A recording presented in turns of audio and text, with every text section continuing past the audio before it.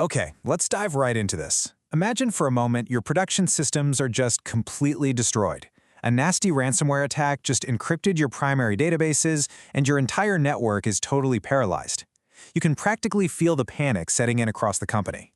But your lead engineer? They stay perfectly calm. They look at the team and confidently say, "Relax. Just restore the backups." So they confidently open up the AWS console, completely ready to bring the business back online. But then their stomach drops. The backup vault is completely empty. Or even worse, the backup file is actually sitting right there, but when they run the restore operation, the database is completely corrupted. It absolutely will not mount. The disaster recovery plan just collapsed. Think about that for a second.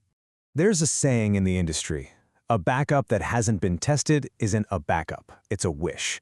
Relying on an untested backup strategy is exactly like jumping out of a burning airplane with a parachute you packed 5 years ago.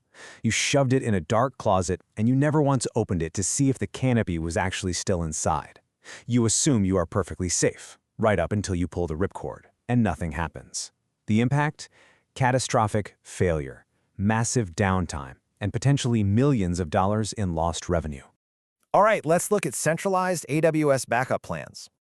Back in the day, we used to write these incredibly fragile manual scripts to trigger snapshots across every individual server.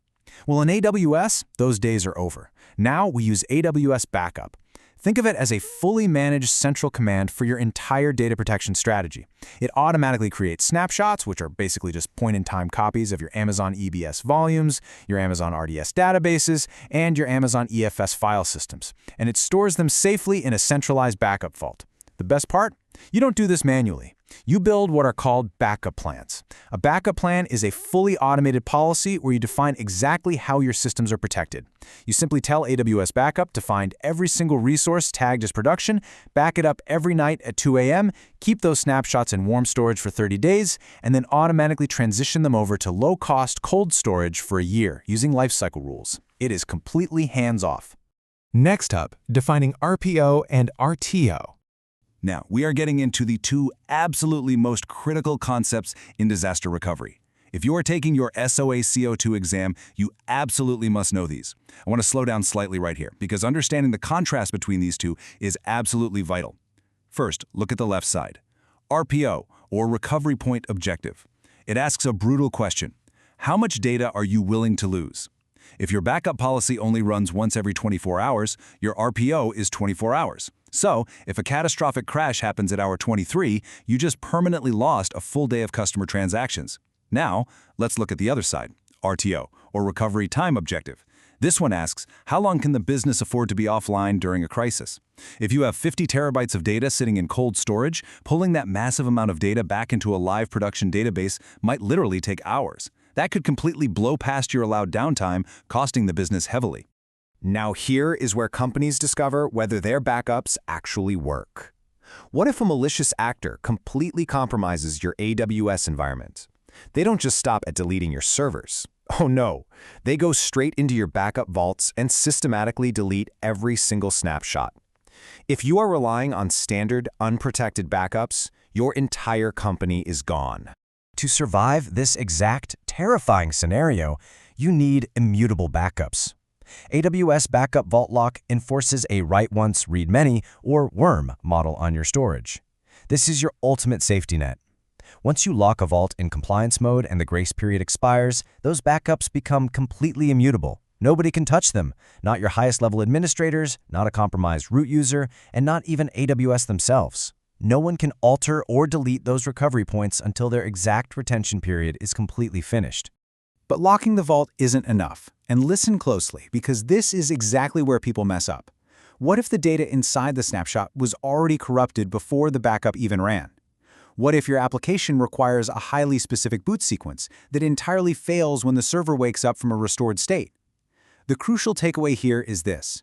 A successful backup job just means AWS successfully copied the underlying bits. It does not mean your application knows how to actually use those bits to get your business back online. So, how do we solve that? Automated restore testing. This is exactly why AWS Backup includes restore testing. You absolutely do not wait for a massive ransomware attack to find out if your data is viable. Restore testing gives you an automated, periodic evaluation of your restore viability to mathematically prove you are actually meeting your RTO. Let's map out the exact sequence. You build a restore testing plan. It automatically pulls a recovery point, spins up the infrastructure in a completely isolated environment, and measures the exact time it takes to complete. You can even trigger an Amazon Event Bridge validation workflow to ping a health check endpoint on the restored server. This proves your data is uncorrupted and your application actually works. And the best part? Once the validation test finishes, AWS Backup automatically deletes all those temporary resources. You aren't paying a dime extra for them. The absolute biggest trap engineering teams fall into is treating disaster recovery like a paperwork exercise. Their disaster recovery plans only exist on paper. They see the green success checkmarks on their daily backup jobs, they assume they are completely safe, and they go to sleep feeling secure. The backups existed, but the recovery plan was a lie. Think about that for a second. Let's wrap up with the SysOps resilience mindset.